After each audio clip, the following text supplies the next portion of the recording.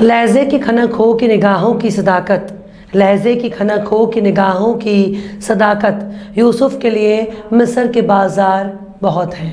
सलाम, नमस्ते, सत श्री अकाल। मैं हूँ आपके साथ हर्षिता मिश्रा और आप देख रहे हैं टाइम्स मेल। केचुआ, केचुआ और केचुआ। केंद्रीय चुनाव आयोग को शॉर्टकट में केचुआ भी कह सकते हैं, लेकिन चुनाव आयोग अपने आप में ही स्वतंत्र संस्था जो किसी भी सरकार को घुटने टेकने पर मजबूर कर सकती है। पर सवाल है कि अगर खुद चुनाव आयोग के ही अपने घुटने कमज़ोर हो जाएं तो सामने वाला कैसे घुटने टेकेगा। हालिया कई सालों में केंद्रीय चुनाव आयोग की ताकत और रुतबे पर कई बार सवाल उठ चुके हैं, लेकिन जब चुनाव आयुक्त यानी इलेक्शन कमिश्नर ही कमज़ोर टांग वाला साबित हो जाए या फिर सरकार की जी हजूरी करने वाला निकल जाए तो लोकतंत्र का क्या होगा।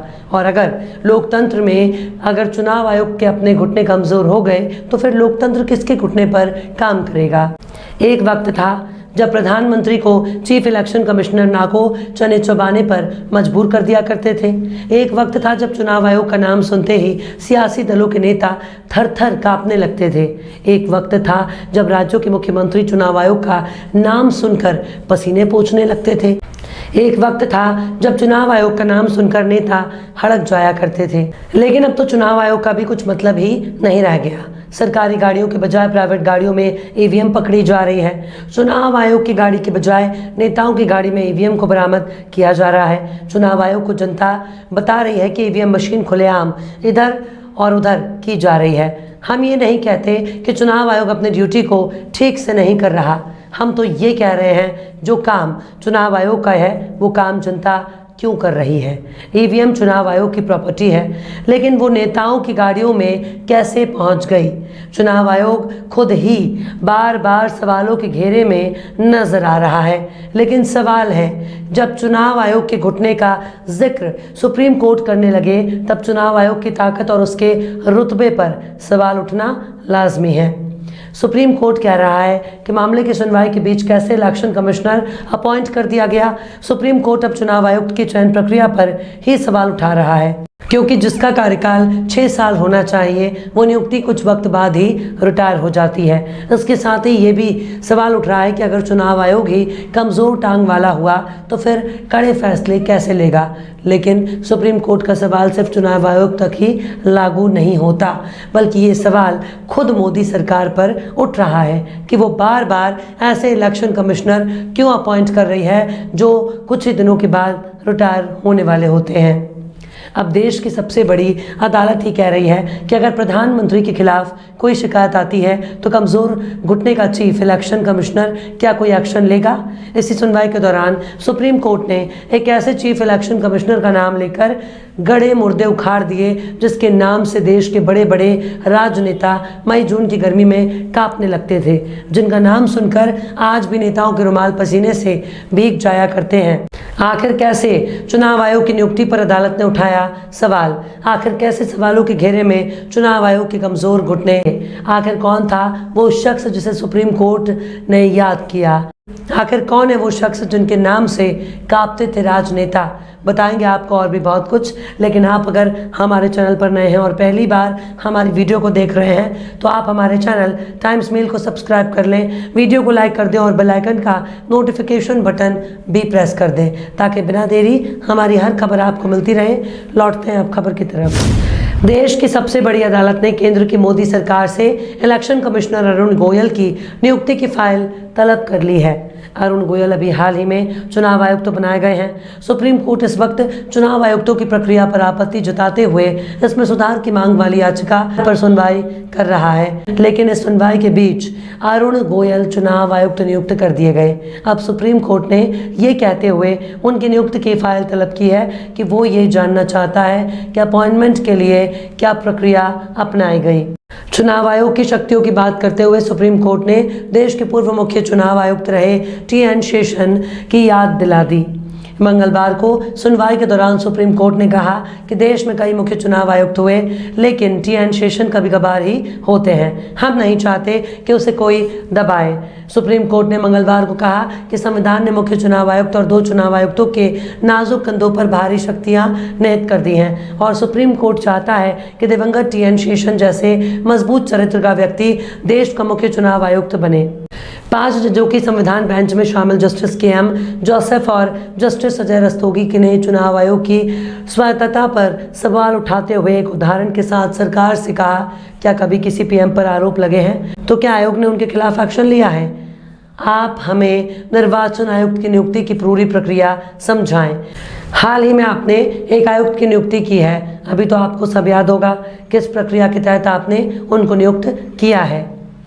मीडिया रिपोर्ट के मुताबिक सरकार ने अपनी एक दलील में चुनाव आयुक्त की नियुक्ति प्रक्रिया की तुलना न्यायपालिका में जजों की नियुक्ति प्रक्रिया से की थी। इस पर बेंच ने कहा कि न्यायपालिका में भी नियुक्ति प्रक्रिया में बदलाव आए।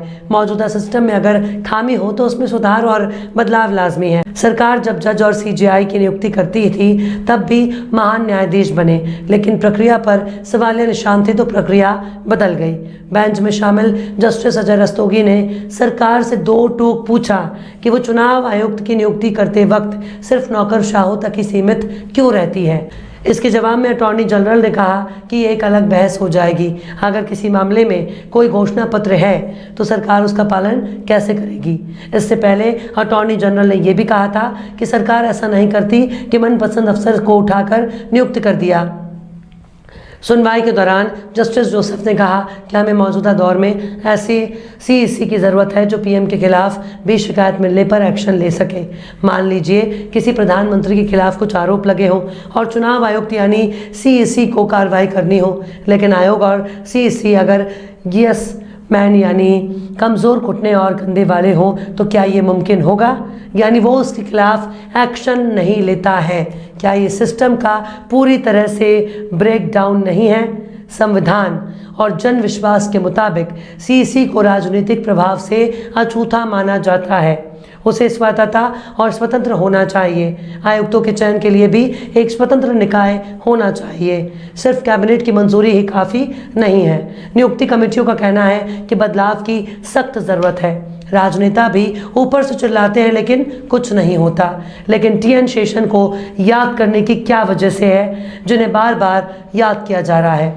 दरअसल 1990 से 1996 तक जब टी.एन. शेषन चुनाव आयोग के प्रमुख रहे, उनके दौर में ही लोगों को पता चला कि चुनाव आयोग नाम की कोई संस्था है जो ना सरकार से डरती है ना कोई उसे डरा सकता है। इसके पहले और बाद तो सियासी पार्टियां और सरकारों ने शेषन नाम से तौबा तौबा करने लगी। टी.एन. शेषन ही ऐसे चुनाव आयुक्त थे जिन्होंने सरकारों, पार्टियों और उसके प्रत्याशियों के नाम से नकेल पहना दी थी। यानी पत्ता हिलने से पहले पेड़ काट देने में टी.एन. शेषन का दूर दूर तक कोई सानी नहीं था। कई नेता उनके नाम को सुनकर अपना रास्ता बदल लिया करते थे। उन्हीं के दौर में चुनाव आयोग का नाम सुनकर ही प्रत्याशी कांपने लगते थे। चुनाव खर्च हो जातीय या सांप्रदायिक भाषणों पर लगाम लगाने का काम करने वाले टी.एन. शेषन ही थे। टी.एन. शेषन के पहले और बाद में तो चुनाव का समय, वोटिंग की तारीखें और कई चीज़ें सरकारों के हिसाब से निर्धारित होने लगी और ऐसा करके चुनाव आयोग बड़े गर्व की अनुभूति करने लगा। ये सब मनमर्जी बंद करने के लिए शेषन जैसे मुख्य चुनाव आयुक्त की ज़रूरत महसूस की जा रही है। टी.एन. शेषन को दिसंबर 1990 में मुख्य चुनाव आयुक्त बनाया गया था। दिसंबर 2019 में उनका निधन हो गया था। उनके अड़ियल रवैये की वजह से केंद्र और राज्य की सरकारें बहुत परेशान हुआ करती थी। नेताओं के चक्के छुड़ाने में टी.एन. शेषन बहुत माहिर शख्स थे। उनकी ताकत का नमूना तब देखने को मिला जब उन्होंने राजीव गांधी की हत्या के बाद तत्कालीन सरकार से बिना पूछे लोकसभा चुनाव स्थगित कर दिया। साल 1992 की शुरुआत से ही शेषन ने सरकारी अफसरों को उनकी गलतियों के लिए लताड़ना शुरू कर दिया था। उसमें केंद्र के सचिव और राज्यों के मुख्य सचिव भी शामिल थे। टी.एन. शेषन के दौर में चुनाव आयोग और सरकारों के बीच काफ़ी टकराव देखने को मिला। इस मतभेद के दौरान 2 अगस्त 1993 को रक्षाबंधन के दिन टी.एन. शेषन ने 17 पन्नों का एक आदेश जारी किया। इसमें कहा गया था कि जब तक सरकार चुनाव आयोग की शक्तियों को मान्यता नहीं देती तब तक देश में कोई भी चुनाव नहीं कराया जाएगा। राज्यसभा के चुनाव और विधानसभा के उपचुनाव भी अगले आदेश तक स्थगित हो गए। शेषन ने पश्चिम बंगाल की राज्यसभा सीट पर चुनाव नहीं होने दिया, जिसकी वजह से उस समय केंद्रीय मंत्री रहे प्रणब मुखर्जी को राज्यसभा नहीं भेजा जा सका और उन्हें अपने पद से इस्तीफा देना पड़ा। इस वजह से पश्चिम बंगाल के तत्कालीन मुख्यमंत्री ज्योति बसु इतने नाराज हुए थे कि उन्होंने शेषन को पागल कुत्ता कह डाला था। पूर्व प्रधानमंत्री विश्वनाथ प्रताप सिंह ने उस समय कहा था, हमने पहले कारखानों में लॉकआउट के बारे में सुना था, लेकिन शेषन ने तो प्रजातंत्र को ही लॉकआउट कर दिया है। एक बार टीएन शेषन ने अपने इंटरव्यू में कहा था, हमारे दफ्तर में पहले सभी लिफाफों पर लिख कर आता था चुनाव आयोग भारत सरकार, लेकिन मैंने उन्हें साफ कर दिया कि मैं भारत सरकार का हिस्सा नहीं हूं। यानी टीएन शेषन ही थे जो इतना खुलकर सरकार के आंख में आंख मिलाकर चुनौती देने की ताकत रखते थे। बहरहाल चलते चलते आखिर में फिराक गोरखपुरी ने भी क्या खूब फरमाया है, हो गया आज रफ़ीकों से गले मिलके जुदा, हो गया आज रफ़ीकों से गले मिलके जुदा, अपना खुद इश्क़ के सदाकत मुझे मालूम न था। फिलहाल इस वीडियो में बस इतना ही। ये वीडियो आपको कैसा लगा कमेंट बॉक्स में ज़रूर बताइएगा। वीडियो पसंद आए तो लाइक करें। हमारे वीडियो लिंक को फेसबुक, ट्विटर, व्हाट्सएप पर अपने रिश्तेदार यार दोस्तों को भी शेयर करें और बेबाक, निष्पक्ष, स्वतंत्र पत्रकारिता को सपोर्ट करने के लिए हमारे यूट्यूब चैनल टाइम्स मेल को ज़रूर सब्सक्राइब करें और हाँ, बेल आइकन की घंटी वाली बटन भी ज़रूर से दबा दें ताकि आपको हमारे आने वाले नए वीडियो की नोटिफिकेशन फ़ौरन ही मिल जाए। फिर मिलते हैं किसी और वीडियो में एक नई खबर के साथ। हर्षिता मिश्रा को दीजिए इजाज़त। जय हिंद। तो देख लिया आपने हमारे इस वीडियो को। हमें उम्मीद है कि आपने हमारे वीडियो को लाइक किया होगा और दूसरों को भी शेयर किया होगा। अगर अभी तक आपने हमारे चैनल टाइम्स मेल को सब्सक्राइब नहीं किया है तो जल्दी से सब्सक्राइब कर दें और बेल आइकन भी प्रेस कर दें।